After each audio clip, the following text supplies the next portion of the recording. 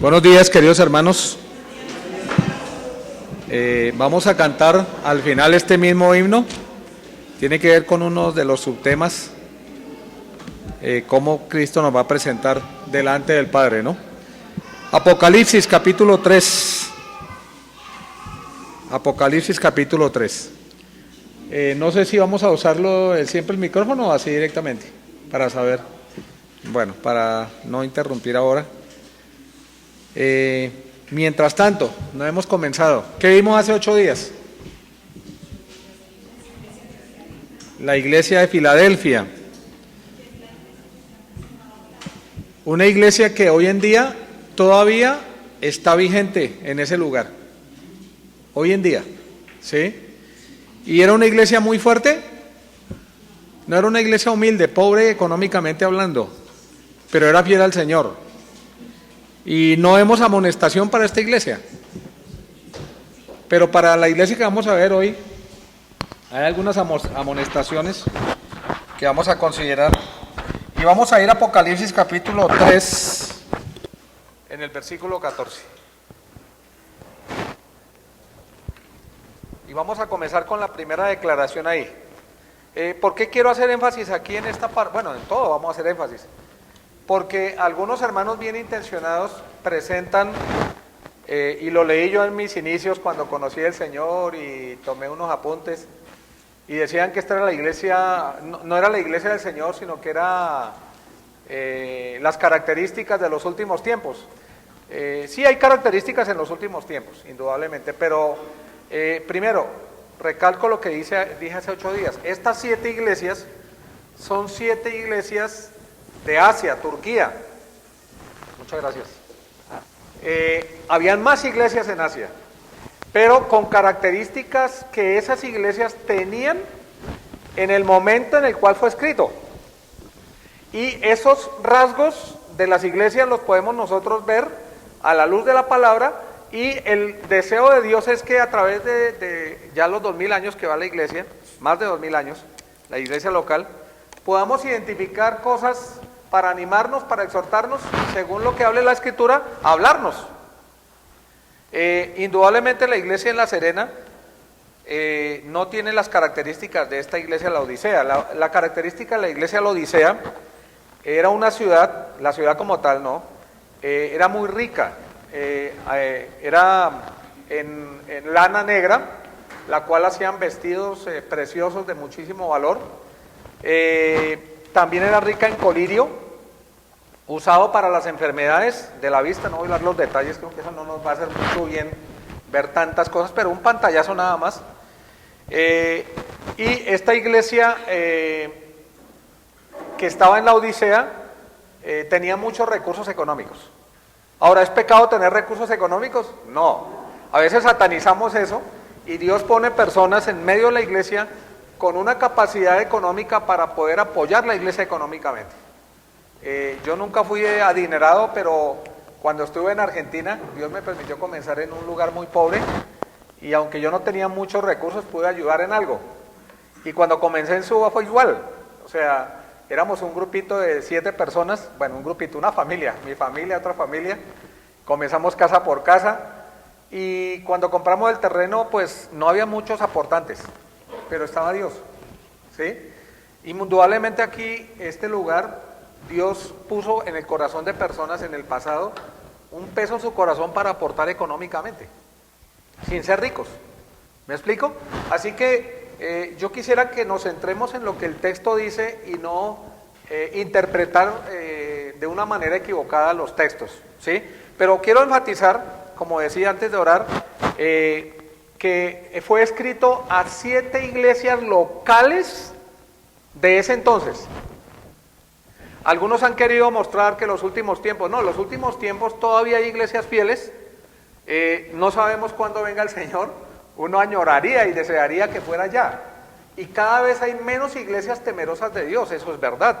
Yo he ido a diferentes lugares, Dios me ha permitido el privilegio sin pagar, me han invitado, y he podido ir a Estados Unidos, a Perú, a México, a otros lugares, a otros países, a otras ciudades, a enseñar la Biblia.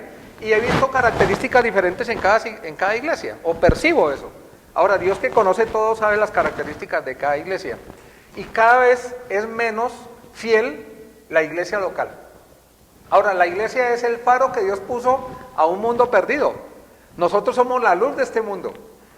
Y nosotros podemos ser permeados y con toda seguridad, así como Dios me exhortó a mí con estos textos y los que he estudiado, a ustedes también, en lo personal.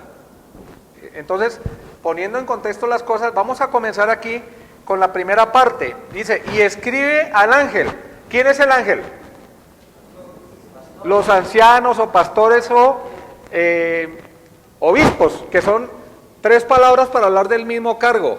Hay hombres dentro de la comunidad cristiana, dentro de la iglesia local, que son responsables por el llevar a la iglesia en una buena doctrina, en una buena enseñanza, en una buena disciplina. Hay iglesias que son muy permisivas, hay iglesias que son demasiado chocantes, bueno, como Diótrefes, que era que un déspota que no dejaba entrar a nadie, echaba a los hermanos, etcétera, ¿no?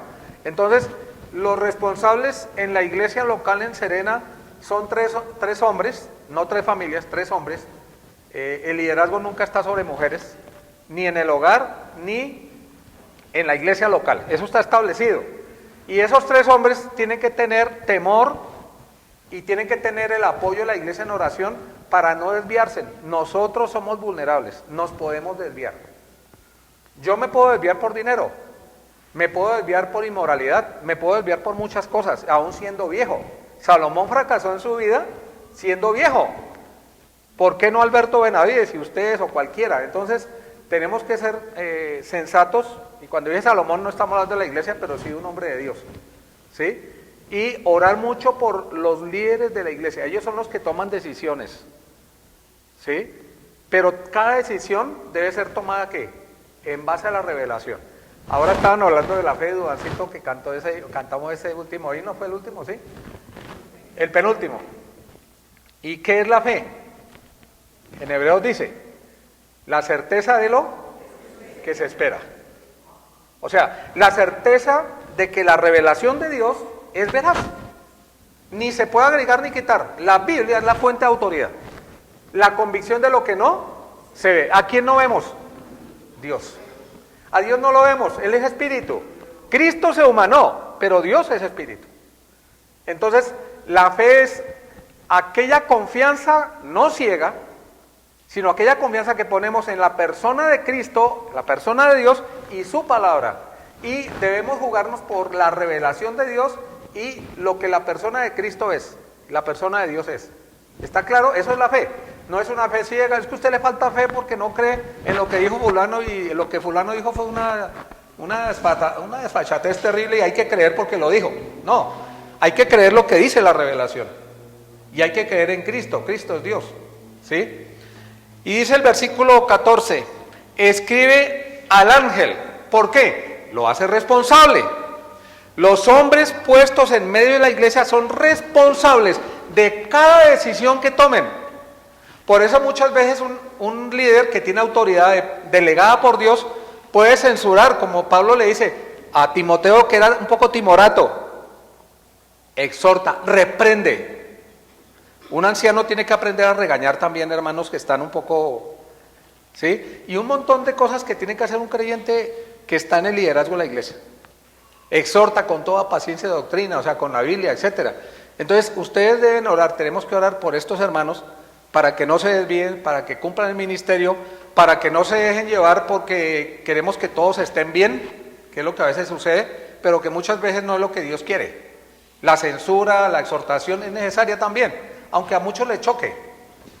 Hace poco con un hermano viví una situación ahí un poco fea, pasaron unos meses, pero ya gracias a Dios está bien, y él ve el amor que le tengo, pero es que tampoco se puede permitir en la iglesia cosas que no son, ¿me explico? Y a veces se tiene que hablar fuertemente, y a veces se pueden decir, pero es que ese hermano no tiene amor. No, es que por el amor es que lo hace. A veces por la falta de amor es que no se hace, y se confunden, porque se basan en emociones, ¿me explico? Ahora, ¿por qué lo digo? Porque aquí está escrito con un peso especial a aquellos que tienen el liderazgo en la iglesia.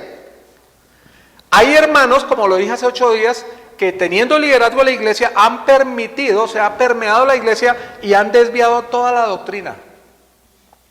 Otros no han desviado la doctrina, pero sí los estándares morales, los estándares que Dios pone.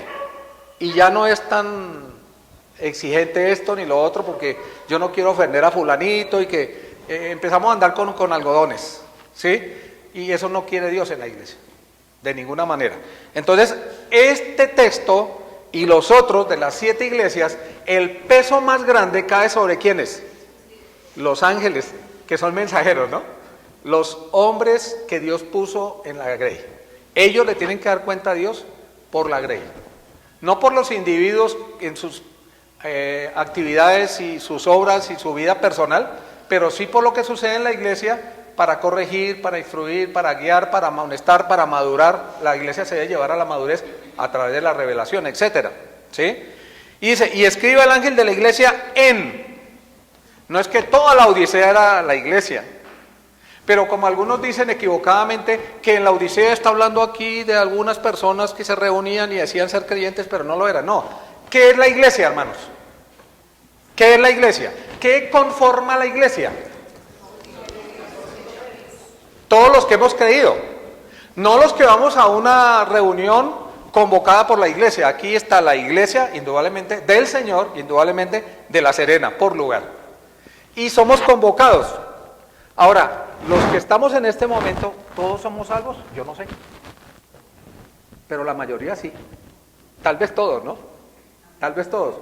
Ahora, en la iglesia, y estoy seguro que en la iglesia de la Odisea, la iglesia de Filipos, la iglesia de Éfeso, habían también algunos incrédulos asistiendo.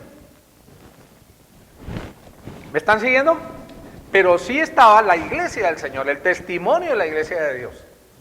Entonces, dice, y escribe al ángel de la iglesia en la Odisea.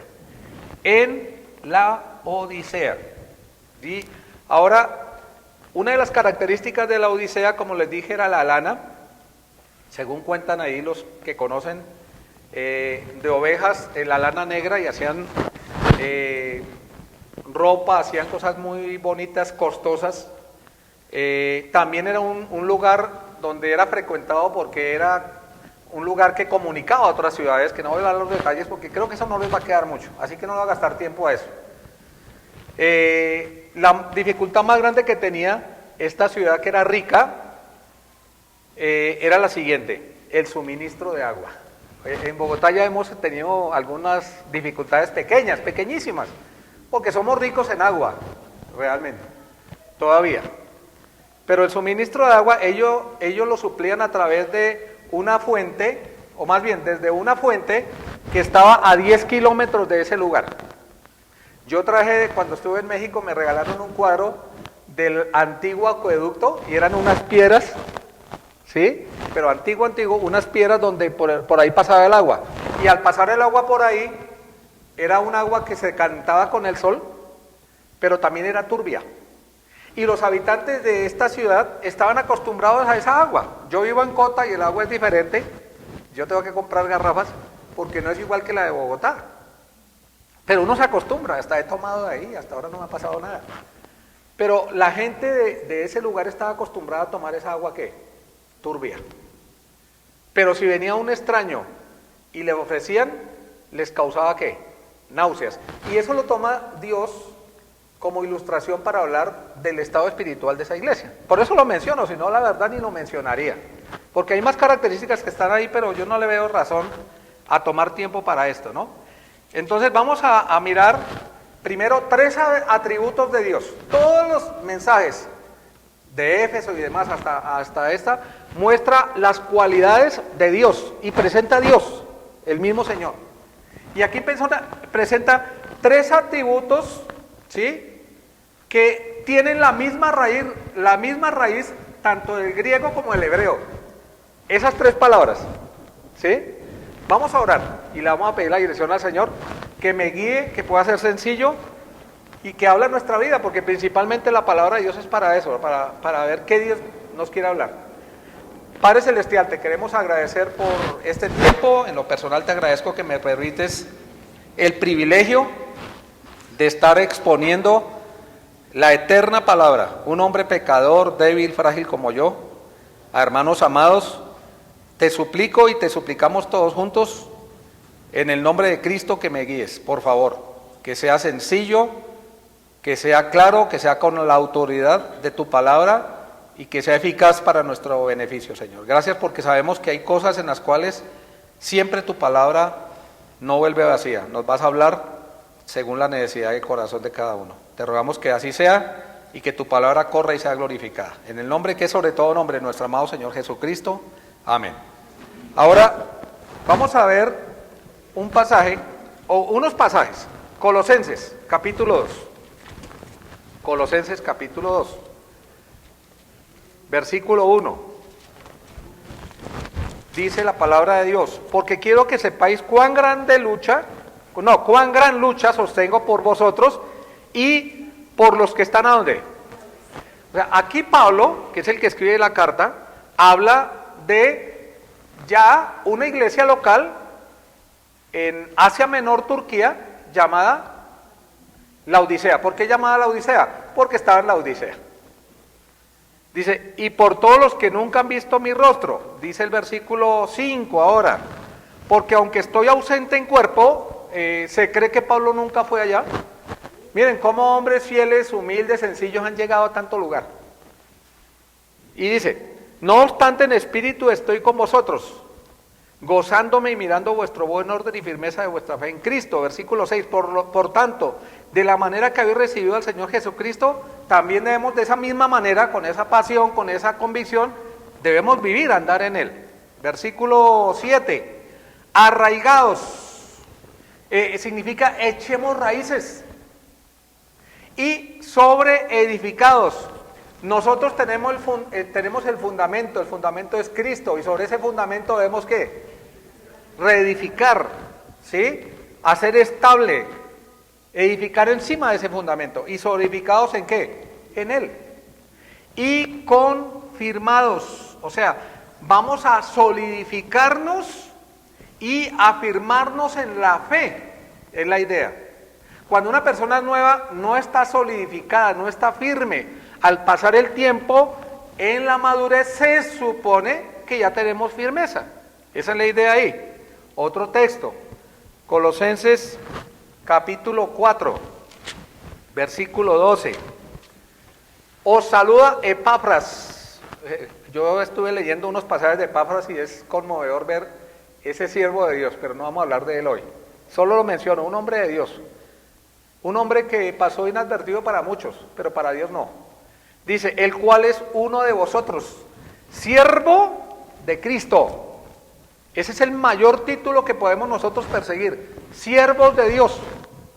No como alguna vez un hombre que ya murió, que andaba muy mal, y se hizo poner excelentísimo y puso el nombre, ¿sí? Y así se hacen llamar, ¿no? O reverendo.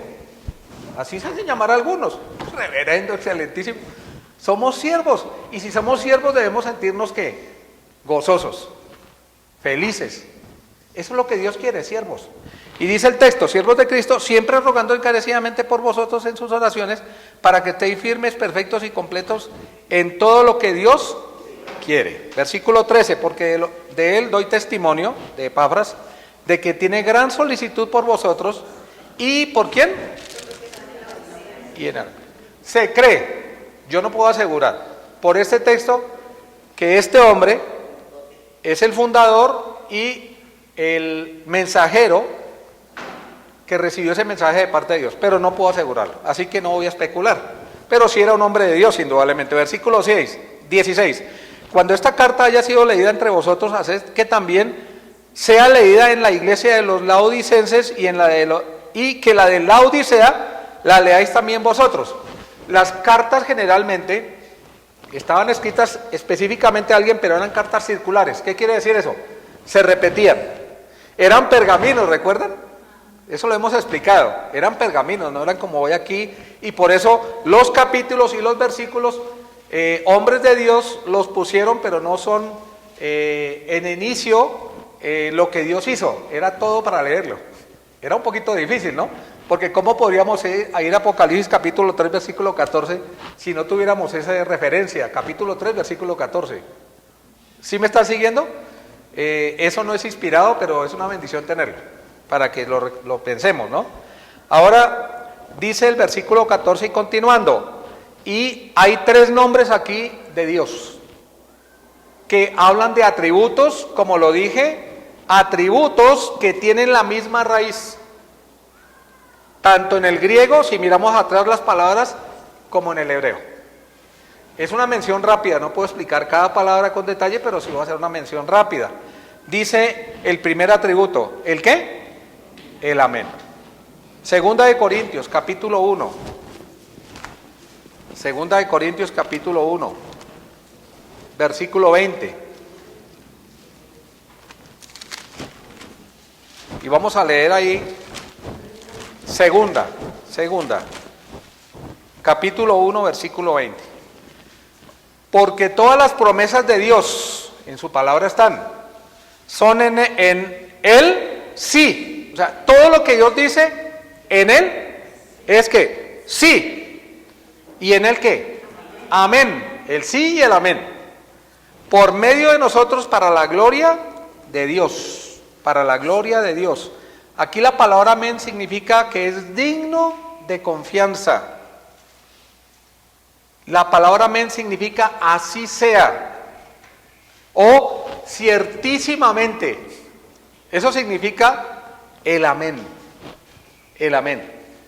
Dice que es digno de confianza, ciertísimamente, en el original. ¿Qué más palabras están ahí? ¿Qué más palabras? El testigo fiel. Bueno, antes de eso vino a mi mente otro pasaje. Cuando el Señor Jesucristo en los evangelios decía, de cierto os digo. La idea es ciertísimamente. Al decir la palabra 2 veces, de cierto está diciendo ciertísimamente, que es la misma raíz de amén. Y la misma raíz de las 2 palabras que siguen. ¿Me explico? Son primas hermanas, para que me puedan seguir la idea. Y dice aquí el texto, el principio de la creación de Dios. ¿Sí? Bueno, creo que me salté uno. El testigo fiel. Sí, el testigo fiel. Aquí lo estoy leyendo, pero ¿por qué me pasé?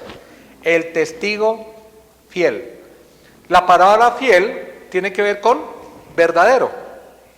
Y tiene que ver con la primera palabra que es el amén. El que ciertísimamente, espero no estarlos confundiendo. Juan 14:6 dice, yo, en primera persona el Señor habla de sí mismo, yo soy el singular camino, la verdad y la vida. ¿Sí? Él es alguien que sabe lo que dice y dice lo que sabe, es la idea. Es la misma raíz, porque quiere dar un énfasis tremendo en cuanto a esa verdad de los atributos de Dios. Ahora, dice un salmo, ¿quién como Dios? Si nosotros estudiamos los nombres de Dios, que son varios nombres de Dios, tienen todo significado, uno al concluir y leer un poco acerca de los nombres de Dios, uno queda maravillado, y lo que puede uno exclamar, ¿quién como Dios? Grande es Dios, maravilloso, único, inigualable. Ese es nuestro gran Dios. Y aquí está hablando de nombres de Dios. Apocalipsis capítulo 3, versículo 14, la parte B, dice así, el principio de la creación de Dios. El principio de la creación de Dios. Aquí nació de esta declaración alguna herejía, los testigos de Jehová, los mormones y otros. ¿Cuál es la herejía? Que dicen que Cristo es el primer ser creado. Y no está diciendo absolutamente nada de eso, todo lo contrario. Y cuando dice el principio, habla el primero en tiempo, en lugar, en importancia, en dignidad, en orden y en dominio. Solo lo menciono porque podríamos hablar con algunos textos de cada una de estas cosas, pero entonces no voy a terminar el pasaje. ¿Sí? El principio, voy a leer sí un pasaje, unos 2, 3 pasajes, Colosenses, que es claro, Colosenses. Vamos a mirar ahí, capítulo 1. Versículo 15. Dice Colosenses 1:15. Él, hablando de Cristo, ¿no? Él es la reconciliación para nosotros. Él es la imagen, y la imagen significa la expresión exacta del Padre. Yo y el Padre uno somos. La palabra imagen, si usted la busca, significa que Cristo es la expresión exacta del Padre. Dice que Cristo es la imagen del Dios invisible, el primogénito. Dice, el primogénito significa no el primero en nacer, no el primero en existir, sino el iniciador y autor de todo. Eso significa primogénito, si usted lo lee, porque yo tengo un primogénito, se llama Carolina, una primogénita. La primera hija de mis 4 hijos se llama Carolina. No está hablando de eso. Aquí está hablando es del iniciador y autor. ¿Me están siguiendo? Y por esa palabra primogénito, algunos se han desviado diciendo, no, Cristo fue el primero en nacer.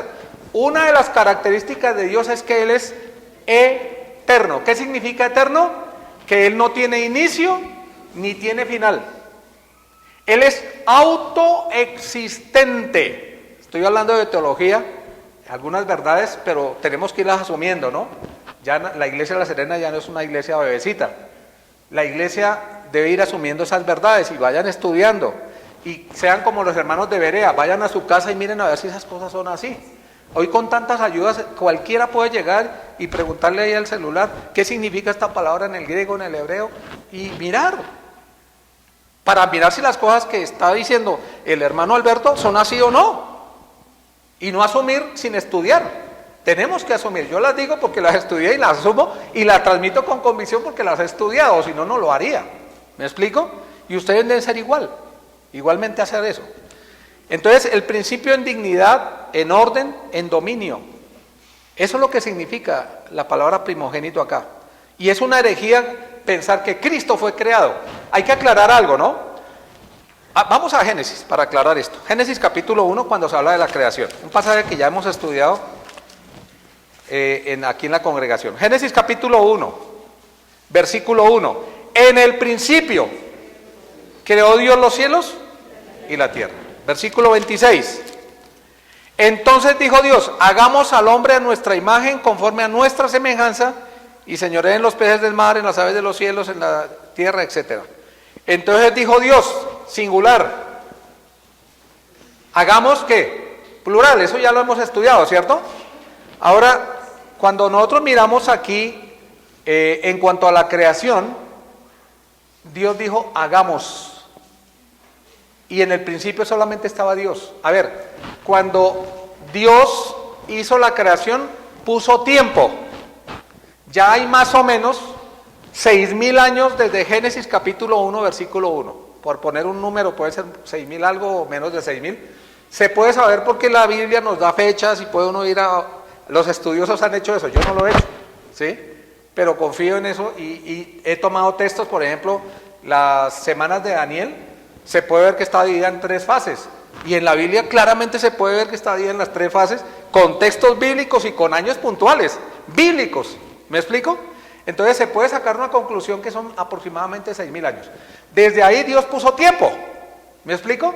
Comenzó a correr el tiempo desde ahí hasta el día de hoy. Pero antes de eso, en el tiempo que es nuestra mente, Dios existió desde siempre. No fue creado. Él existe desde siempre. ¿Le cabe en la mente? A mí no me cabe totalmente, pero lo asumo. Por eso Dios es Dios. Nuestro gran Dios es eterno. Y Él ha tenido eterna comunión con el Padre y con el Hijo. ¿Me están siguiendo? ¿O lo estoy confundiendo? Estoy basado en lo que ya creo que hemos ido explicando, ¿cierto? Dice otro texto, Juan, Evangelio en este caso, San Juan capítulo 1. Versículo 1, dice hasta el 3, Juan capítulo 1, en el principio, ya vimos en Génesis, Dios es eterno, Dios no es creado, Él existe por sí mismo y no se puede contar sus días. Dice, en el principio era el verbo. Y el verbo era con, o sea, habla de comunión, cara a cara, es con significa cara a cara. El verbo estaba con el Padre. Y el verbo, hay una definición del verbo. ¿Cuál es la definición del verbo? Dios. Algunos dicen que Cristo no es Dios. Yo he tomado testigos de Jehová, me acuerdo estando, no, varias, pero una especialmente, estábamos haciendo evangelismo justamente y esa persona también estaba haciendo su trabajo. Y le dije, pues leamos la Biblia. Y tomamos unos textos. Y cuando le dije este texto, ellos ni lo tenían, pero se lo mostré. ¿Qué significa que el verbo es Dios? ¿Qué significa que Cristo es Dios? Significa que Cristo es Dios. ¿Por qué? Dice, en el principio, antes de la creación de cualquier cosa, el eterno Dios estaba, el Padre. Pero también estaba el eterno, ¿qué? Verbo.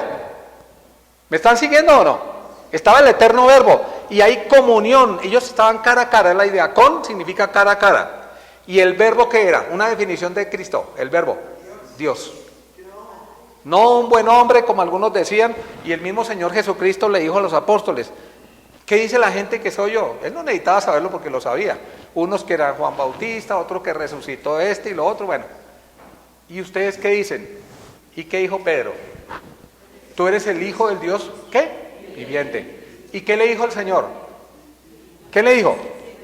Bienaventurado tú, porque no te lo reveló carne ni sangre, sino que mi Padre que está en los cielos. Él le afirmó en su mente, en su corazón, esa verdad a sus discípulos, Cristo es Dios. Por eso en Juan capítulo 14 dice, no se turbe vuestro corazón. ¿Creéis en el Padre? Crean también en mí que soy Dios. En la casa de mi Padre muchas moradas hay. Si así no fuera, yo no lo hubiera dicho. Entonces le quería transmitir esa verdad que a ellos les costaba porque estaban viendo al Cristo humano, pero ese Cristo humano es Dios. Y aclaro algo, el Señor Jesucristo nació hace más de 2000 años, nació como hombre, tuvo un comienzo como hombre, pero el verbo, Cristo, es eterno. Y dice aquí en Juan capítulo, a ver si lo tenemos aquí, versículo, a ver si lo encuentro, no está aquí, versículo 14, lo tengo en la mente, pero, ¿y aquel verbo fue hecho? Carne. ¿Quién es el verbo según versículo 1? Miren, vamos a ver 2 y 3, así me demoré un poquito más, no hice una reunión, así que creo que no hay tanto afán. Este era en el principio con el Padre, cuando dice Dios habla del Padre. El verbo, desde el principio, desde la eternidad, siempre hubo una comunión y la hay, una comunión con el Padre. Dice, este era en el principio con Dios y todas las cosas por Él, por el verbo también, no solo por el Padre. Por eso en Génesis, versículo 26 que vimos, hagamos al hombre, hablando de la Trinidad, porque el Espíritu también es Dios. Cuando en Juan le promete, yo me voy a ir, pero enviaré a otro, ¿sí? La palabra otro significa uno igual que yo, en esencia, Dios. El Espíritu Santo que habita en usted y en mí, los que hemos creído. Y dice, todas las cosas, versículo 3, por Él fueron hechas, por el verbo, porque está hablando del verbo. Fíjense ustedes, en el principio era ¿qué? El verbo. Entonces está hablando del verbo. Todas las cosas por Él fueron hechas, y también por el Padre y por el Espíritu. Y sin Él, nada de lo que ha sido hecho fue hecho. Es el Creador, Cristo es el Creador. Junto con el Padre, y junto con ¿quién? Con el Espíritu. Ahora, el orden, porque Dios es un Dios de orden, es que Dios está, el Cristo está en sumisión al Padre, y el Espíritu está en sumisión a Cristo. Pero no significa esto que el Espíritu de Dios, que es el Espíritu Santo, que es Dios mismo, sea inferior a Cristo. Porque la sumisión no significa de ninguna manera inferioridad. Por eso a veces las mujeres, equivocadamente por la filosofía de este mundo, piensan que porque una mujer no debe guiar una Grey, entonces es menos. No, es cuestión de orden. Y Dios le dio al hombre, sacando una aplicación, ¿no? La responsabilidad de liderar. Lo mismo en el hogar. Y yo le decía a mi esposa, yo tengo mucho más responsabilidad. No debo de sacar pecho y decir, no, al contrario, debo tener este temor porque Dios me va a pedir cuentas a mí, no a mi esposa, por mi hogar. ¿Me explico? Eso es algo que es bíblico también. Versículo 14. Y aquel verbo fue hecho ¿qué? Carne. Entonces, el eterno Hijo de Dios, que es Dios mismo, pero son tres personas diferentes, que ya lo hemos explicado, ese verbo fue hecho ¿qué? Carne. Y habitó entre nosotros. Y vimos su gloria. Gloria como del ¿qué? Unigénito. ¿Lleno de qué? Gracia y de verdad. Miren, Cristo es Dios. Y tengan esa firmeza, tomen esos textos, van a encontrar personas muy necesitadas de tener esa convicción que la palabra de Dios nos afirma que Cristo es Dios, ¿sí? Que Cristo es Dios. Ahora, vamos al pasaje, nuevamente, estábamos en el versículo 15 ahora. No, vamos a terminar. El principio de la creación de Dios, dice esto. Ahora, lo importante, esto es una cosa del mundo que hemos hablado, ¿no? Lo importante es quién lo dice. Usted le da énfasis de quién le dijo algo, ¿cierto? Hay personas que dicen cualquier cosa. Ay, ese que dijo no tiene peso, es una persona, un hombre desubicado, una persona que no sabe lo que está diciendo. No, aquí presenta a Dios por algo, darle peso a todo lo que viene. Tres atributos de Dios: el amén, el testigo fiel y verdadero, el principio de la creación de Dios. Dice esto. Ay, casi nada, debemos temblar. ¿Me explico o no? Dice esto. ¿Qué dice? Y vamos a mirar aquí la primera declaración. Yo conozco. Yo conozco. ¿Recuerdan ustedes en el Salmo 139 que tomamos? Y miren, en cada una de las iglesias mencionadas, las 7, Dios, antes de ya empezar a hablar o la exhortación o la alabanza, dice, yo conozco. Y vamos a leer, lo sé casi de memoria, pero de pronto me paso de algo importante. Salmo 139, hay muchos salmos, pero este salmo es muy diciente porque habla de los atributos de Dios. Salmo 139. Vamos a verlo, no todo, pero algunos textos. Salmo 139. Oh Jehová, es una exclamación. Oh Dios. Lo dice el salmista David, un hombre conforme al corazón de Dios. Sabía quién era Dios. Y lo hace en alabanza. Oh Dios, tú me has examinado y conocido. Tú has conocido mi sentarme y mi levantarme. ¿A qué hora se levantó usted hoy? Yo me levanté tempranito, hice ejercicio. Él vio cuando yo me levanté. Él vio cuando se levantó mi esposa a hacer lo que tenía que hacer, sus tareas. Él vio cuando usted entró a hacer alguna actividad en su casa preparándose para venir a la iglesia. Él vio todo, Él ve todo. Dice, tú has conocido mi sentarme y mi levantarme. ¿Has entendido qué? Desde lejos. ¿Qué cosa ha entendido Dios? Dios sabe lo que fluye en nuestra mente. ¿Recuerdan el hijo pródigo? Después de todo lo que hizo y se reveló al padre, él comenzó a hablar a sí mismo. Iré a mi padre, ¿y qué le voy a decir a Dios? Le diré a mi padre que le voy a decir, y he pecado contra el cielo y contra ti, ya no soy digno de ser llamado tu hijo, hazme como uno de tus jornaleros. Y hablaba y repetía eso, porque el texto lo dice, ¿qué le iba a decir al papá? Dios sabe todo lo que usted piensa. Aunque no diga una sola palabra, ya Dios lo sabe. Ese es nuestro Dios. Por eso es digno de alabanza. ¿Sí? Y dice, has escudriñado mi andar y mi reposo, y has conocido desde lejos mis pensamientos, has escudriñado mi andar y mi reposo, y todos mis caminos te son ¿qué?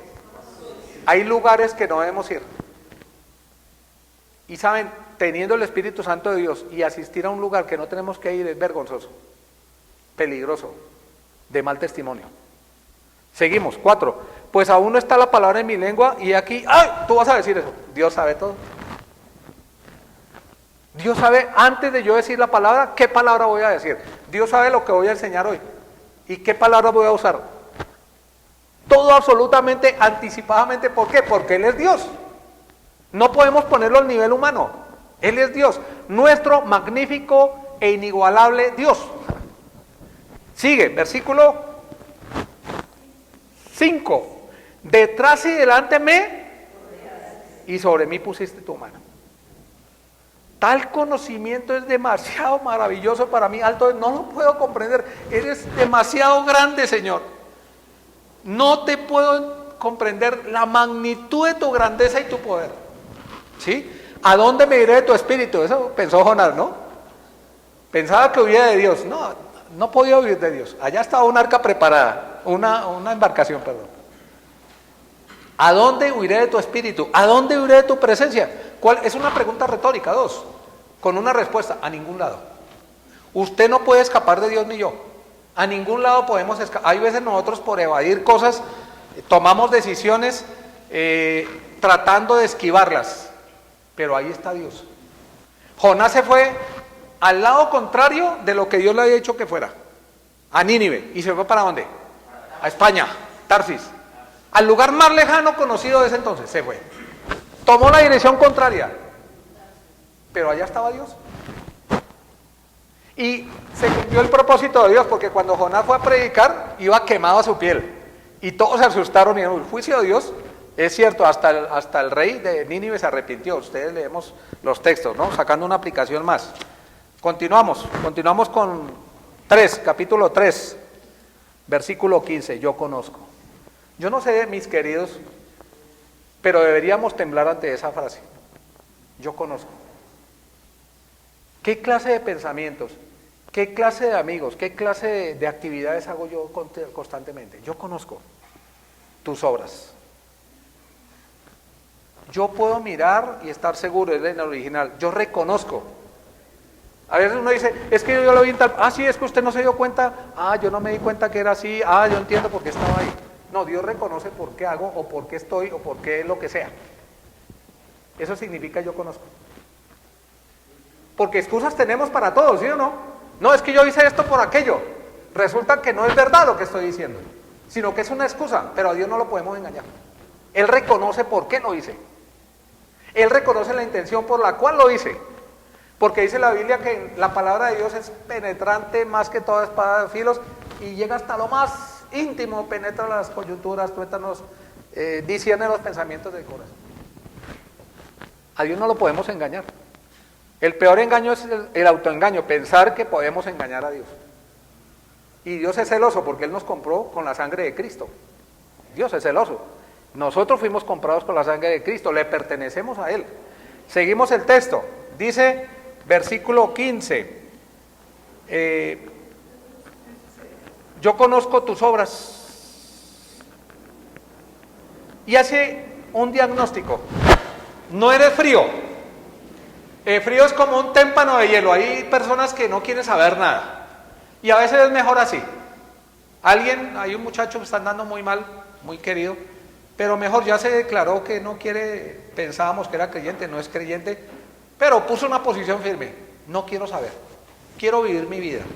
Terrible, pero es mejor que esté frío. Hay creyentes que son cristianos y están fríos. Yo digo que hay más esperanza en el frío que en el tibio. Y dice, aquí el texto, yo conozco tus obras, que ni eres frío ni caliente. ¿Caliente qué significa? Ferviente. Pasión por el Señor, pasión por la obra, pasión por servir a los demás. Esa es la condición que Dios quiere de nosotros. Por eso la iglesia de Éfeso, la primera amonestación, ¿cuál fue? Ya no amas como al principio. Has dejado tu primer amor. Ya no tienes pasión. Sí, ¿qué buenas obras hace? Predica la palabra, hace un montón de cosas. Pero ¿hay pasión? No hay pasión. ¿Usted hace las cosas con pasión, mi querido? ¿Para Dios? Yo ayer me acosté pensando y dije, quiero soñar con eso. Porque todos tenemos altibajos. O sea, todos tenemos dispensaciones.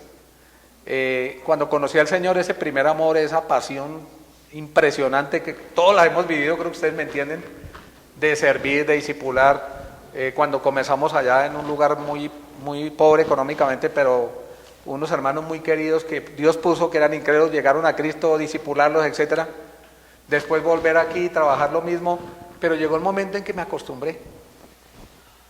Y de pronto sí, enseño, amo al Señor, pero hay momentos en que tengo, y Alberto, tú ya no amas igual. Y Dios quiere que nosotros recapacitemos. De pronto yo no sé, sobre todo los que llevamos años de creyente, nos puede pasar eso, que nos enfriamos. No hay pasión. Y es un reproche directo ¿de quién? ¿Del amén? ¿Del testigo fiel y verdadero? El principio de la creación de Dios dice eso, que no eres frío ni caliente. No eres frío ni caliente. Ahora, cuando usted tiene compromiso y paga el precio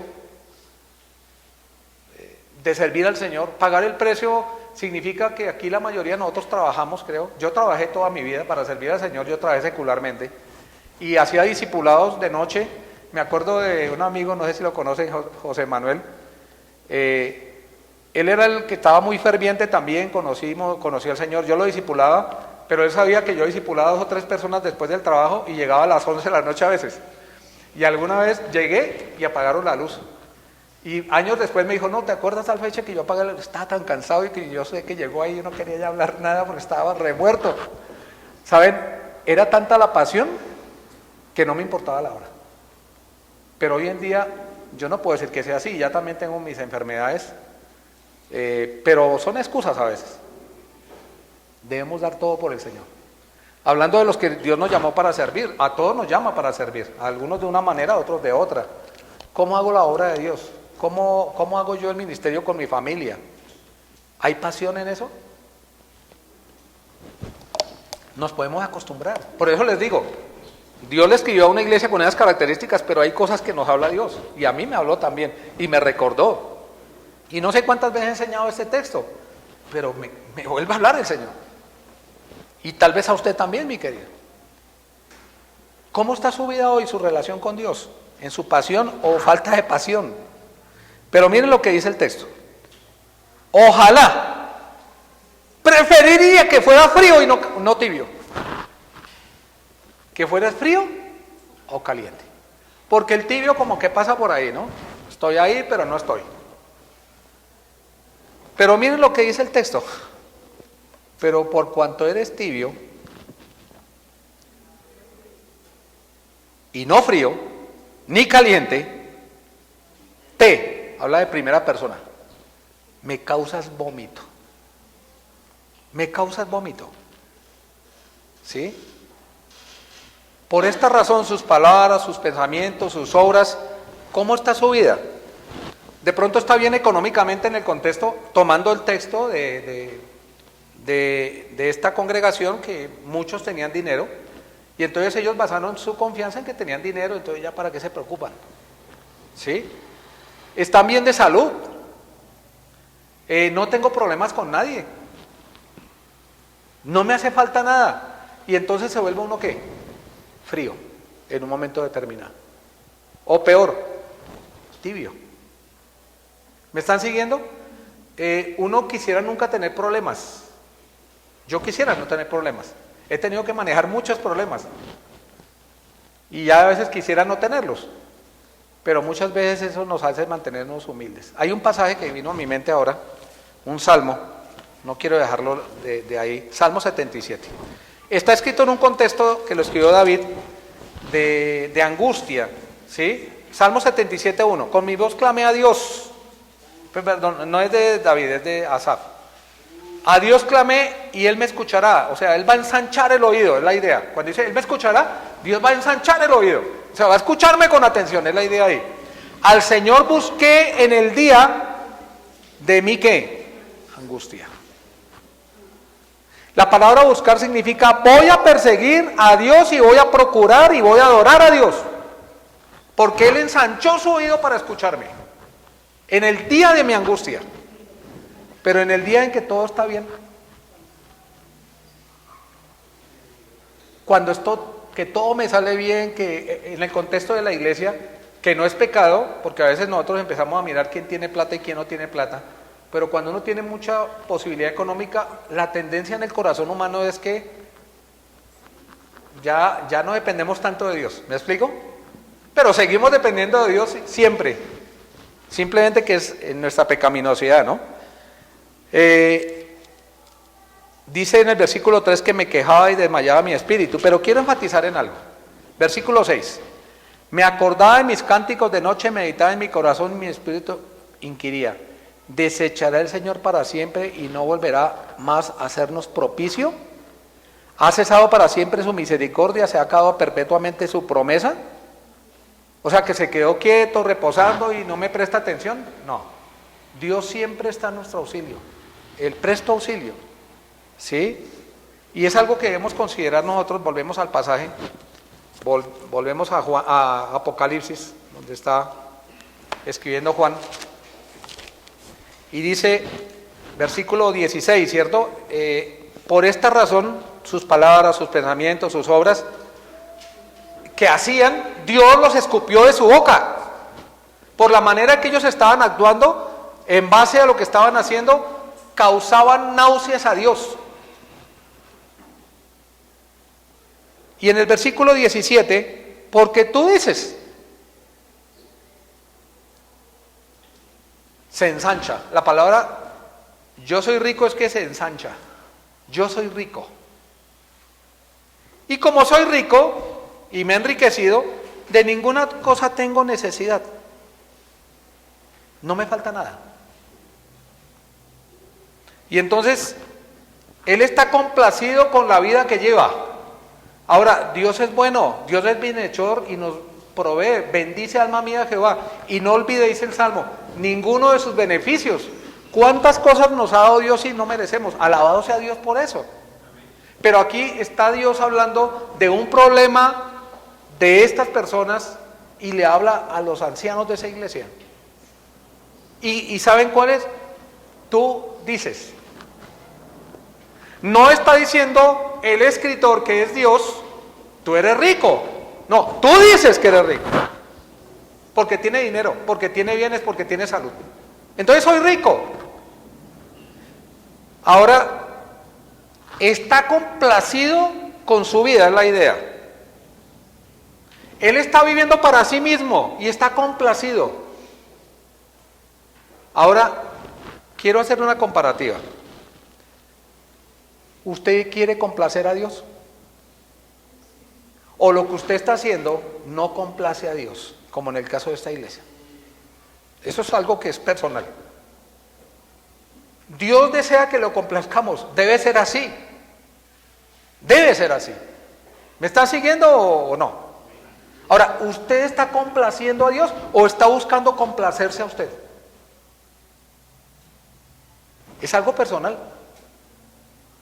Está escrito a la iglesia de la Odisea, al anciano de la iglesia de la Odisea, a los miembros de la iglesia de la Odisea y a cualquier hermano de la iglesia local de cualquier tiempo. A usted o a mí. ¿Está complacido con su vida como la lleva? ¿Cómo vive para él? Recuerdan que hace 8 días tomé el texto de Primera de Reyes cuando dice, vive Jehová en cuya presencia estoy. ¿Por qué? Porque cuando uno está en la presencia de Dios, no solamente está en la presencia de Dios para decir, Señor, yo quiero esto y esto, porque sí podemos hacerlo, sino, Señor, estoy tan cerca de ti, que tú qué quieres que yo haga por ti. Y si vamos a preguntarle eso a Dios, ya sabemos que una de las respuestas es, ve y predica el Evangelio. Cristo derramó su sangre para limpiar nuestros pecados. El deseo del corazón de Dios es que nosotros presentemos a Cristo al mundo. No tenemos ni que preguntárselo. Pero cuando este hombre y otros, que hay varios textos, dicen, vive Jehová en cuya presencia estoy. Estaba buscando el profeta, en este caso Elías, complacer al Señor. Y no complacerse a sí mismo. El problema de la iglesia de la Odisea es que ellos estaban, ¿qué? Buscando complacerse a sí mismo. Y por eso eran, ¿qué? Tibios. Estaban buscando complacerse a sí mismo. Y uno de los problemas era el dinero. Yo tuve la posibilidad de conocer congregaciones de mucho dinero. Y hay hermanos ahí, buenos hermanos, como muchos que ya están disfrutando sus beneficios que Dios los da porque Dios es tan bueno, pero alejados de Dios. alejados de Dios. Por esta razón, por tus palabras, por tus pensamientos, por tus obras, te voy a escupir de mi boca, dice el Señor. Porque no eres ni frío ni caliente, eres un tibio, causas náusea. Te vomitaré en mi boca, es lo que está diciendo. Ahora, ¿cómo está viviendo usted para Dios, mi querido? ¿Cómo es tu vida delante de Dios? Usted es de los que dice que es rico, pero vive para usted y no para otros y para Dios. El que ponga su vida es el que es ganador, ¿no? Cristo dio su vida para ganarnos a nosotros y nos dio ejemplo para que nosotros pongamos nuestra vida por otros también. Eso es satisfactorio, es lo que Dios quiere. Y dice el texto, seguimos ahí, versículo 17, porque tú dices, no es lo que diga la persona, sino lo que Dios dice, lo que tiene validez. Dios da una descripción de ellos. Dice, tú dices que yo soy rico y me he enriquecido y de ninguna cosa tengo necesidad. Proverbios capítulo 30. Proverbios capítulo 30. Versículo 8 y 9. Proverbios capítulo 30, ¿lo tienen? Versículo 8 y 9. Dice así la palabra: vanidad y palabra mentirosa aparta de mí, no me des pobreza. Esto lo dice un escritor que tenía bien en claro su fragilidad y un compromiso con el Señor. No que sea el estándar para todo el mundo, porque Dios ha permitido que personas de dinero apoyen la obra, y alabado sea el Señor por esas personas que Dios capacitó para que tengan ese corazón de poder suplir cosas para la iglesia. Alabado sea el Señor por eso. Pero dice aquí el texto, versículo 8, les dije, ¿no? Vanidad y palabra mentirosa aparta de mí, no me des pobreza ni riquezas, manténme el pan necesario, no sea que me sacie, era el temor de él, si me das más de lo que necesito y te niegue y diga, ¿quién es Jehová? O que siendo pobre hurte y blasfeme el nombre de mi Dios. O sea, aquí lo que veo y vemos ustedes y yo es a un hombre temeroso de Dios diciendo, Señor, yo no quiero tener riquezas, pero soy tan débil que no quiero pasar tantas necesidades, no sea que te blasfeme. Es un hombre que está honrando al Señor, indudablemente, y esa es la actitud nuestra. Ahora, el pedido, yo no sé, cada uno lo hará en su forma, porque hay personas que Dios ha puesto en medio de la grey, que son generosas, que Dios les bendice, y que alabado sea el Señor por esas personas. Y la obra de Dios también es sustentada por dinero que Dios provee para personas. ¿Sí me están siguiendo, no? No satanicemos el dinero, el que tiene plata entonces es uno de la Odisea, o como los de la Odisea. No, puede ser que no tengan ni un peso y sea como de la Odisea. Un retacaño, bueno, sé yo, tantas cosas que puedo ser. ¿Me están siguiendo o no? Bueno, pregunto, en base a todo lo visto ahora, ¿Dios se complace con su vida? ¿A dónde iré de su presencia? Dios lo sabe todo. Yo conozco, dice, tus obras, tus actividades, tus pensamientos, lo que tienes, lo que no tienes, lo que haces, lo que no haces, las excusas que pones o no. ¿Usted está complaciendo a Dios? ¿O no? Vivimos para Él, vivimos para complacerlo. Ahora, cuando nosotros vivimos para complacer a Dios, somos doblemente felices. Pero tiene que haber armonía con Dios. Pero si usted vive para complacerse a sí mismo y no tener en cuenta a Dios y su voluntad y su obra, es un infeliz que causa náuseas a Dios. Apocalipsis capítulo 3, versículo 17, ver la parte B. Tú dices, yo soy rico y me he enriquecido. Versículo, sí. Yo soy rico, me he enriquecido y ninguna cosa tengo necesidad. Ya lo leímos. Y no sabes que tú eres ¿qué? Vimos primero 3 atributos de Dios que son de la misma raíz. ¿Cuáles son? Amén. Testigo fiel y verdadero. El principio de la creación de Dios. Vimos la descripción del estado de este hombre. No, la vamos a ver. Dice aquí, ¿eres un qué? Desventurado. Algo, miren, digno de lástima. Tiene mucha plata, es digno de lástima, desde la perspectiva divina. Miren, el dinero no es nada, las posesiones no son nada. Dice el mismo, un hombre de Dios que hacía ofrendas a Dios por sus hijos pecaran. ¿Saben de quién hablo? Job. Dice Job, cuando perdió todos sus bienes, Satanás, que no conoce nuestros pensamientos, no es como Dios, que Dios conoce las intenciones y conoce todo. Satanás no, él más o menos calcula cómo podemos actuar. Y fue a acusar a Job. Pero no fue a acusar a Job. Fue a acusar a los hijos de Dios. Pero Dios lo incitó en alguna manera. ¿No has considerado a mi siervo Job? Que no hay ninguno como él, varón prudente, recto, temeroso de Dios, apartado del mal. Ah, Señor, pero es que tú no has tocado sus bienes. Quítale los bienes y verás cómo blasfema de ti, dice el texto. ¿Y qué hizo Dios? Le permitió. Satanás no puede hacer nada sin el permiso de Dios, ¿no? Dios lo permitió porque tenía propósitos. Y perdió los bienes.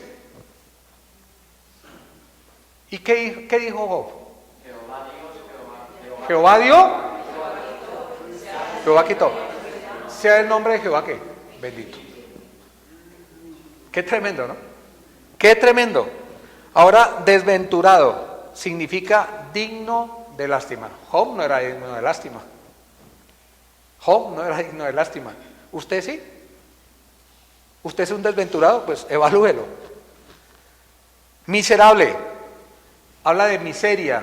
No miseria física, sino miseria espiritual. ¿Qué significa la palabra miserable? Vivir en miseria. Eres, dice el Señor, eres digno de lástima. Eres un miserable. Eres un mendigo. Cuando dice pobre, un mendigo, un pordiosero espiritual. Porque tenía mucha plata, entonces seguramente se vistió con lana de esa que hacían negra, de las ovejas, de vestidos bien bonitos, pero por dentro era un pordiosero. En su corazón era un pordiosero. Dios hace un examen y le dice, y son 5 descripciones del estado de este hombre o de estas personas en la Odisea. El primero, un desventurado. ¿Qué es importante? Lo que la persona dice, yo me he enriquecido, de ninguna cosa tengo necesidad, o lo que Dios dice, eres un ¿qué? Desventurado, digno de lástima, un miserable, un pobre mendigo, pordiosero, un ciego, porque no está viendo las cosas que Dios ve, y un ¿qué? Despojado. Desnudo habla de despojado de las cosas de Dios, ¿sí? Y no voy a explicar con cada palabra por tiempo, pero vemos aquí 5 descripciones del estado de personas en esa congregación. Puede ser que yo tenga esas 5, 1 o 2, puede ser que no, y ojalá que no. Pero el Espíritu Santo de Dios nos habla, ¿no? A cada uno de nosotros. En primer lugar vimos 3 atributos de Dios, ya vimos la introducción, 3 atributos de Dios. ¿Cuáles son? El amén, el testigo fiel y verdadero, el principio de la creación dice esto, de Dios dice esto. Ahora vimos rápidamente 5 descripciones del estado, no lo que ellos decían ser, como que se presentaban ricos, sino lo que Dios vio. ¿Eres un qué? Desventurado, miserable, pobre, ciego y desnudo.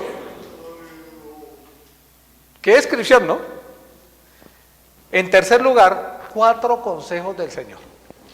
4 consejos, y diría que más, pero lo voy a tomar como 4 consejos. Si vamos a mirar cada palabra, podríamos sacar más de la palabra de Dios en estos textos. Pero vamos a versículo 18. Por tanto es una conclusión de lo hablado. En vista de que eres un desventurado, en vista de que eres un miserable, en vista de que eres un pobre o mendigo, ciego y desnudo, por tanto, ¿qué dice después de por tanto? Yo te recomiendo. ¿Qué le recomienda? No. ¿Comprar oro? No, ¿qué le recomienda? De mí.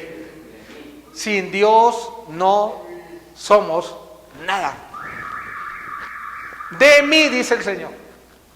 Y nadie más que Dios. De Él es que realmente viene la riqueza. De Él vienen las bendiciones. Y yo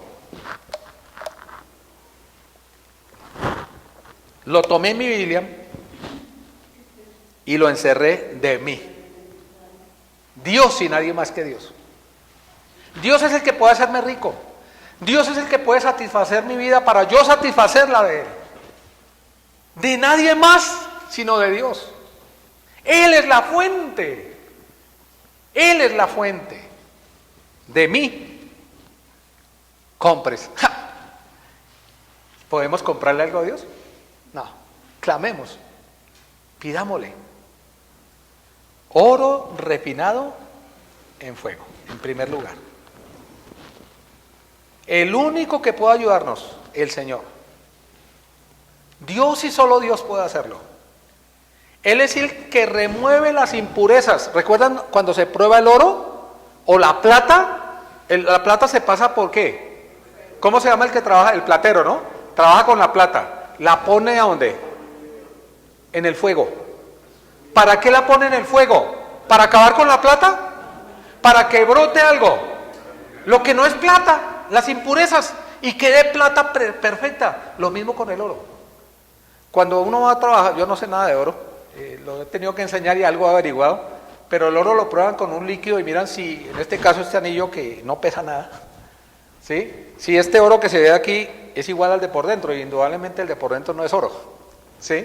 Es una imitación casi, una cosa mínima de oro. A veces somos fachada, que lo de por dentro sea igual, ¿sí? Y Dios es el que va a hacer la obra. Y ahí dice el texto, te aconsejo de mí, ¿sí? Que compres oro refinado en fuego. Saca la escoria, que quede solo oro. Y eso solo lo hace Dios. Es más, las pruebas, dice Santiago, son para nuestro provecho. Las pruebas son circunstancias en las cuales Dios nos permite vivir situaciones difíciles, a veces cortas, a veces toda la vida, como un hermano muy querido que sirve en Costa Rica y que es fiel y que padece una enfermedad muy dolorosa y ha servido durante más de 40 años al Señor, porque él compró oro refinado. Y Dios sacó la escoria y Dios usa a ese hombre de una manera especial. ¿Para qué? Para que el que brille sea Dios. Dios brilla más. Yo te aconsejo que de mí compres oro refinado con fuego. Con fuego. Dice además el texto. Dice versículo 18. Para que seas rico. Rico delante de Dios. Rico en la perspectiva divina. Hay ricos que son unos miserables, pobres, ciegos, desnudos, como vimos ahí, ¿no? Pero hay ricos en el Señor que no tienen nada, que no tienen mucho, o que tienen poco, o que tienen mucho. Eso no cambia. El tener o no, a Dios le da a ciertas personas la capacidad para no enceguecerse por las bendiciones. Y Dios usa esas bendiciones para bien de la iglesia. Alabado sea el Señor por esas personas. Pero no todos tienen ese mismo corazón, y por eso Dios muchas veces también permite que no todos tengan esa posibilidad, ¿no? Quiero mirar unos textos. Juan capítulo 6, Evangelio, Juan capítulo 6, versículo 66, un capítulo largo, versículo 66 hasta el 69, dice acá, en el texto, desde entonces muchos de sus discípulos volvieron atrás y ya no andaban con él. Dijo entonces Jesús a los 12, ¿queréis acaso iros también vosotros? Le respondió Simón Pedro, Señor, ¿qué nos vamos a ir? ¿A quién iremos? Tú, Señor, Dios, precioso, único, ¿tienes qué? Palabras de vida eterna. ¿Quién tiene palabras de vida eterna sino solamente tú? ¿A quién vamos a ir? No, Señor, vamos a ti. Y por eso ellos son llamados los mártires de la iglesia. La palabra siervo significa mártir. Por eso no les importó pasar y morir físicamente por causa de la predicación del evangelio. Y por eso la iglesia está hoy. Y dice el versículo 68, le respondió Simón Pedro, Señor, ¿a quién iremos? Tú tienes palabras de vida eterna y nosotros hemos creído y conocemos que tú eres Dios, el unigénito. El Cristo significa Es más, el nombre Jesucristo habla de la unión hipostática, según los teólogos. ¿Qué es la unión hipostática? La unión de la 100% humanidad de Cristo y 100% la deidad, la divinidad. Y la palabra Jesucristo significa 100% hombre y 100% Dios. Un solo Dios, ahí en este caso, una sola persona, perdón, no un solo Dios. Sí, un solo Dios también, que tú eres el Cristo, el Hijo del Dios ¿qué? Viviente. El Hijo del Dios viviente. Filipenses capítulo 2, versículo 12. Por tanto, amados míos, como siempre habéis obedecido, no como en mi presencia solamente, sino mucho más ahora en mi ausencia, dice Pablo, ocupaos, ¿en qué cosa? ¿Y de qué manera? Porque Dios, y solo Dios, y nada más que Dios, es el que en vosotros produce obra, ¿sí? Da actividad a nosotros. Él es el que nos ayuda a tener la iniciativa, es la obra de Dios en una comunión con Él. Produce así el querer como el hacer, ¿por qué? ¿Por su voluntad, dice? No, su voluntad es buena, agradable y perfecta, dice Ramón. Su buena voluntad. Dios y solo Dios. Y en Proverbios 25:4 dice, no lo busquen, quita la escoria de la plata, las impurezas, la escoria. Eso es lo que Dios quiere, quitemos las impurezas de nuestra vida. Comprar, que significa redimir. Ahora dice el texto, seguimos, versículo 18, continuamos. Y vestiduras blancas para vestirte. Las vestiduras blancas son sinónimo de ¿qué? Apocalipsis 19. De pureza, de santidad. En el cielo no entrará cosa inmunda que haga dominación y mentira. Apocalipsis 19:7. Gocémonos y alegrémonos. Y tercero, démosle gloria. Esto es futuro. ¿Recuerdan ustedes cuando, no sé quién enseñó ese tema, el comienzo de las iglesias, la revelación que Dios le dio a Juan de las cosas que son después de estas? No, las que... se me fue. Vamos a mirar. Juan, a ver dónde está porque no me acuerdo. No quiero hablar lo que no es. Es capítulo 1, eso sí lo sé. Mire, versículo 19. 1:19. Escribe las cosas que has visto. Capítulo 1, Cristo glorificado. Que apenas lo mencioné en el pasado estudio. Lo mencioné. Sería espectacular estudiar todo el capítulo 1, ¿no? O la parte final.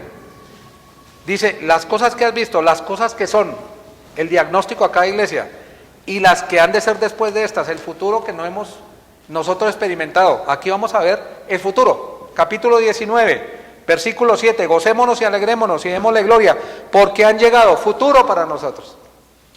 Pero en la visión, el anciano Juan la escribe, porque han llegado las bodas del Cordero. Y su esposa, ¿quién es la esposa de Cristo? La iglesia, se ha ¿qué? Preparado. Y a ella se le ha concedido que se vista de lino fino, limpio y resplandeciente, porque el lino fino es las acciones justas de los santos. Y habla de, en otro pasaje, que no, por tiempo no lo voy a leer, habla de vestidos blancos en el futuro, que habla de santidad. Porque en el cielo no entra cosa inmunda que haga abominación y mentira, ¿no? Es un simbolismo de las vestiduras blancas. Unge tus ojos con colirio. ¿Estaban ciegos ellos? ¿No podían ver? No literalmente ciegos físicamente, pero tenían que ver con la perspectiva divina. Es lo que está diciendo el texto. Unge tus ojos con colirio, ¿para qué? Para que puedas ver, porque no estás viendo la voluntad de Dios, y poder tener la perspectiva divina. Jeremías capítulo 6. Jeremías capítulo 6, versículo 16. Dice, así dijo Jehová, paraos en los caminos y mirad, y preguntad por las sendas antiguas. Lo busqué muy rápido, perdónenme, están algunos buscando. Es que creo que ya se me va mucho tiempo, me quedan 2 horas. No, tampoco 2 horas, pero... Jeremías 6:16, es para prepararlos, que se tengan paciencia. 6:16, así dijo Jehová, paraos en los caminos y mirad y preguntad por las sendas antiguas, cuál sea el buen camino y andad por él y hallaréis descanso para vuestra alma, Más que dijeron, no andaremos. No andaremos. Unge tus ojos con colirio para que puedas ver. Proverbios capítulo 23. Capítulo 23, versículo 26. Dice la palabra de Dios: dame, hijo mío, dame tu corazón. Ahora, el corazón no es este músculo que ya me va despacio, ¿no? En el caso mío, el corazón es la parte interna del hombre. Entreguemos nuestra vida a Él. Y miren tus ojos, ¿por qué? No los caminos tuyos, sino mis caminos, los de Dios. Dice el texto. Apocalipsis capítulo 3, versículo 19. Yo reprendo es acusar amonestando, que es lo que leímos ahora. Yo reprendo. ¿Y qué más? Castigo. El castigo en Hebreos está porque Dios, en Hebreos capítulo 12, porque Dios os trata como ¿qué? Como hijo. Porque ¿qué hijo es aquel a quien el Padre no disciplina? Si se os deja sin disciplina, entonces sois ¿qué? Bastardos y no hijos. Pero Dios, nos disciplina ¿para qué? Para lo que es provechoso, para que andemos ¿en qué? En santidad. O sea, la disciplina de Dios es dolorosa, pero la disciplina de Dios tiene como propósito para que lo cojo no se salga del camino, sino que sea sanado y que hagamos sendas derechas para nuestros pies. Lo estoy diciendo de memoria, que alguna vez lo memoricé, para ganar tiempo. Ustedes lo pueden leer, que es así literalmente, ¿sí? Ahora, dice el versículo 10, yo reprendo, acuso, amonesto y castigo, lo disciplino, lo corrijo. ¿A todos qué? Miren, Dios nos ama. Es impresionante. Dios me ama a mí siendo lo que soy, porque de tal manera amó Dios al mundo. De tal manera. ¿Y de qué manera? Que siendo aún pecadores, Cristo murió por nosotros. Porque de tal manera amó Dios al mundo, que hizo algo, envió a Cristo. Y Cristo nos amó porque Él entregó su vida. El Padre lo envió y Cristo entregó su vida. Él siendo el mismo Dios, fue un acuerdo en la eternidad entre el Padre, el Hijo y el Espíritu para salvarnos. Y en este texto dice, yo reprendo y castigo a todos los que. Ahora, nosotros qué diríamos al ver un diagnóstico como el Señor hizo de pobre, ciego, desnudo, miserable. Bueno, eso ya no sirve para nada. No, Dios nos ama. Dios nos ama. Y por amarnos es que Él nos castiga. Porque el Padre a quien ama disciplina desde temprano. Azota todo. Dice Hebreos, hablando de nuestro Padre espiritual. Nos azota. Porque si no nos azota, entonces soy bastardos y no hijos, dice en Hebreos capítulo 12. Si Dios no trata conmigo, estoy andando mal, entonces fíjese bien usted, porque puede ser que no sea creyente. Porque Dios es celoso de los que compró. Le pertenecemos. Dice en Corintios, fuimos comprados por precio. Glorificad pues a Dios en vuestro cuerpo y en vuestro espíritu, los cuales son de Dios. Fuimos comprados por la sangre de Cristo. No me pertenece. Alberto no se pertenece a sí mismo. Alberto pertenece ¿a quién? A Dios. Usted pertenece a Dios. Y por eso dice que Él castiga a todos los que ama. Sé pues que celoso. Muestra celo. Muestra celo. Ahí en ese texto. Mostrar celo. Dios mira cuando tenemos nuestra vida y Él quiere obrar de una manera especial a través de la disciplina de Dios. Miren, Dios no mira cuánto tiene usted, sino cómo vive para Él. Ahora, si usted tiene posesiones y con esas posesiones honra al Señor, alabado sea el Señor. Pero si las posesiones le han desviado, que es el contexto literal, pues entonces tiene que evaluar. Tiene que evaluar. Y aquí en este versículo 19 vemos un llamado a la comunión. Yo tengo 4 hijos, mis 4 hijos no son perfectos. Y a veces me molesta sus actitudes en alguna cosa, ya son adultos, ya es diferente. Aman al Señor por la misericordia de Él. Y en el proceso de la crianza uno se molesta también en cosas de los hijos. Y uno los castiga porque se preocupa de ellos. Y uno los amonesta porque los ama. Y uno espera que sean celosos y se arrepientan. Y la palabra arrepentir significa pensar diferente, aquí en el texto. ¿Sí?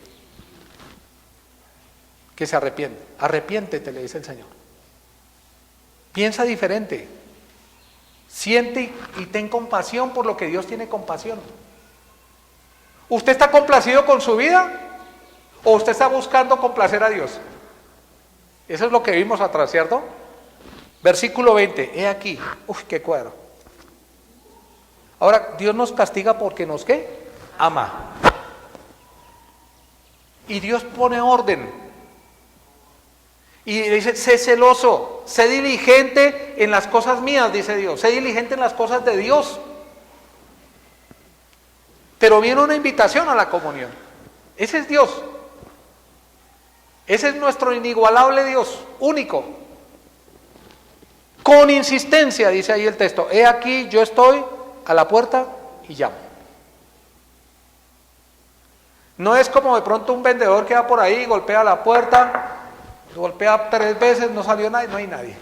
No es eso lo que está diciendo el texto acá. He aquí, yo estoy a la puerta de la entrada, golpeo a la puerta con insistencia. ¿Qué quiere decir eso? Dios nos dio libre albedrío. Usted puede andar, no como algunos que dicen que los elegidos de Dios, y como le dije a un amigo que cambió de doctrina, dije, ¿y usted entonces ya no tiene tentaciones? Se quedó pensando, le dije, sí tiene tentaciones, no me engañe. Ahora, Dios golpea la puerta para ver si usted decide obedecer a Dios o no. Porque Dios nos dio libre albedrío.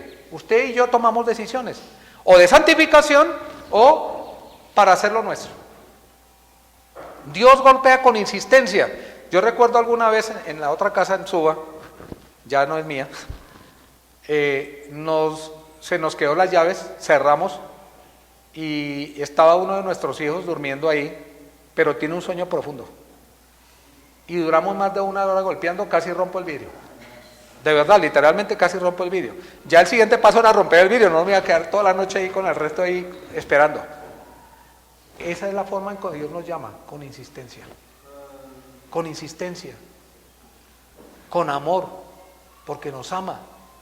Usted puede escuchar el llamado de Dios, no lo escucha, puede ser que pase y no lo escucha, pero Dios no va a abrir la puerta de la comunión. La abre usted, la abro yo. ¿Me están siguiendo? Él golpea la puerta. En la palabra aquí dice, llamo en el griego significa golpear la puerta, en el griego. Dios golpea la puerta y espera que usted tenga una actitud de ¿qué? De obediencia a Él. Golpea la puerta con insistencia. Juan capítulo 4, Evangelio, versículo 23. Dice Juan capítulo 4, versículo 23. Mas ahora viene, y ahora es, cuando los verdaderos adoradores, todos somos adoradores posicionalmente, ¿por qué? Porque estamos en Cristo, adorarán al Padre en espíritu y en verdad. Porque también el Padre tal es que Él está buscando adoradores, no está buscando incrédulos para que le adoren. Este pasaje a veces se ha usado para predicar el Evangelio. Mire, Dios está llamando y golpeando la puerta para que usted sea salvo. Úsenlo si quieren, pero no es para incrédulos, es para creyentes a la comunión. ¿Sí me están siguiendo? Creyentes a la comunión. Y aquí en este texto, Dios está buscando ¿qué? Adoradores que le adoren. Hay adoradores que no están adorando a Dios. Quizás sea usted. Quizás Dios está golpeando. Abra la puerta, mi querido. Dios está buscando adoradores que le adoren, pero es necesario que le adoren ¿qué? En espíritu y verdad.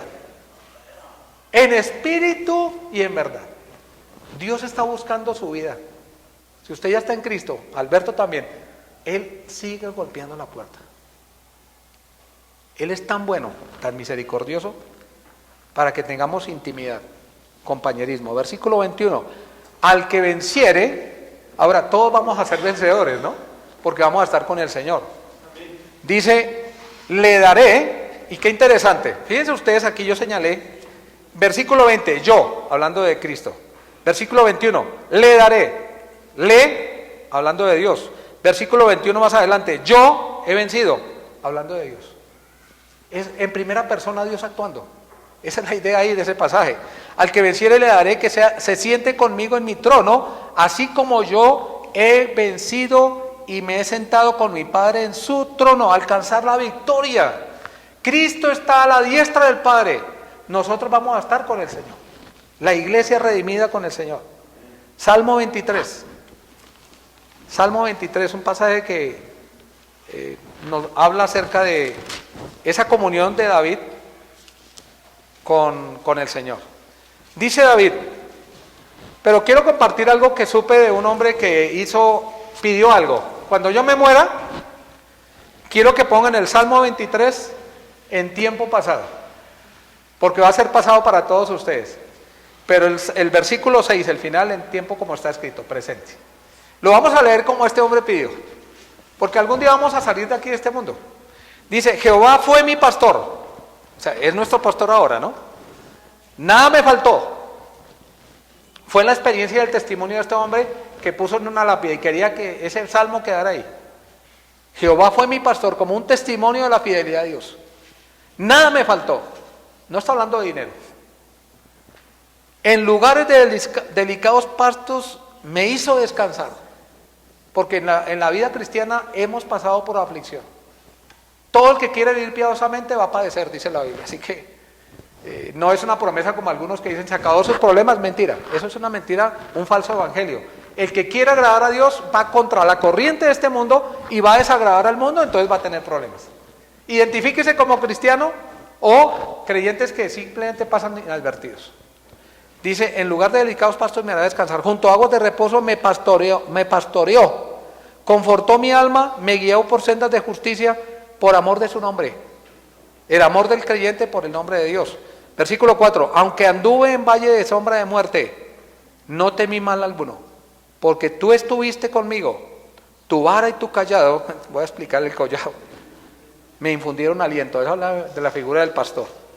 Aderezaste mesa delante de mí. Este pasaje me ha servido a mí en las aflicciones. Cuando, por causa de agradar a Dios, en medio de la congregación pueden haber aún personas que se levanten. ¿Pasa? Sí. Juéguese por Dios y va a darse cuenta de eso. Acusaciones o murmuraciones, qué sé yo. Pueden haber cosas. O un malentendido, lo que sea. Aquí vemos una figura donde dice, aderezaste, alistaste mesa delante de mí. O sea, él llegó gráficamente, puso el mantel, se sentó el Señor, lo invitó a sentarse, aderezó mesa delante de él. ¿Delante de quién, perdón? Angustiadores. Aderezaste mesa delante de mí en presencia de mis angustiadores. Dios no nos garantiza que no seamos perseguidos, que no pasemos dificultades, pero sí nos garantiza que si yo busco de Él, si hago caso de que de Él compro oro refinado con fuego, para que pueda verme, me unto con colirio, hablando de buen sentido, ver al Señor como debe ser, voy a tener comunión con Él. Es un llamado a la comunión. Y aunque pasemos circunstancias difíciles, puede ser de salud, puede ser de, como Pablo, cuántas veces fue perseguido por decir la verdad, y el que quiere vivir piadosamente, dice la Biblia, va a padecer, aún en medio de la iglesia, por tratar problemas de hermanos y otras cosas más, pero jugarse por la verdad, entonces va a tener que confiar y comunión con Dios para poder soportar la presión. Y ese testimonio del Señor, aderezaste mesa delante de mí en presencia de mis angustiadores, ungiste mi cabeza con aceite, mi copa estuvo rebosante. Ciertamente, el bien y la misericordia y la palabra seguirán, me persiguieron o me perseguirán todos los días de mi vida. En la casa de Jehová moraré por la eternidad. ¿Sí? Eso fue el deseo de este hombre, ni sé quién es, lo leí alguna vez y quedó en mi mente. Continuamos, versículo 21. Al que venciere le daré que se siente conmigo en mi trono, así como yo he vencido.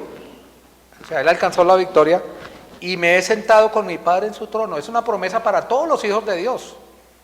¿Sí? Versículo 22. el que tiene oído, que oiga. Algunos no van a tener oído. El que tiene oído, oiga. Lo que dice quién. ¿A quién dice? O sea, que es extensivo a las otras iglesias.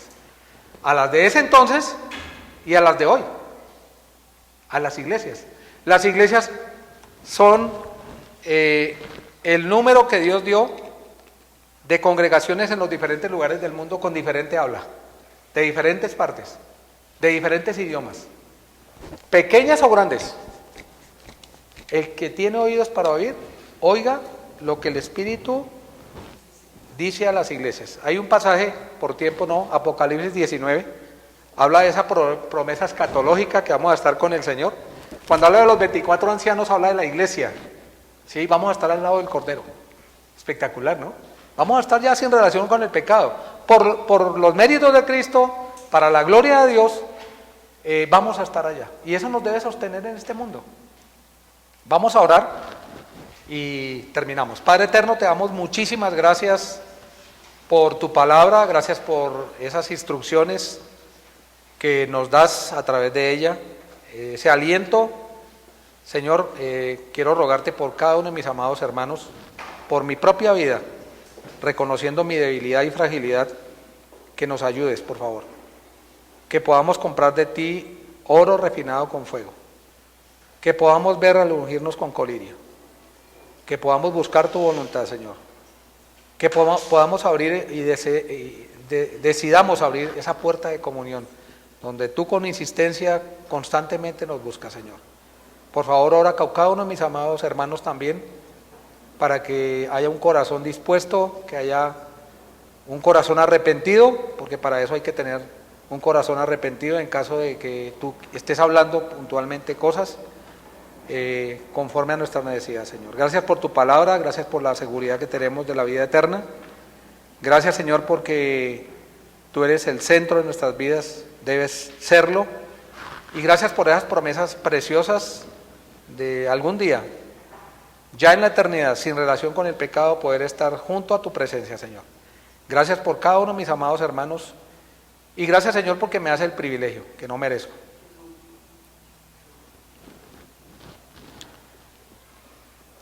Gracias por cada hermano, Señor.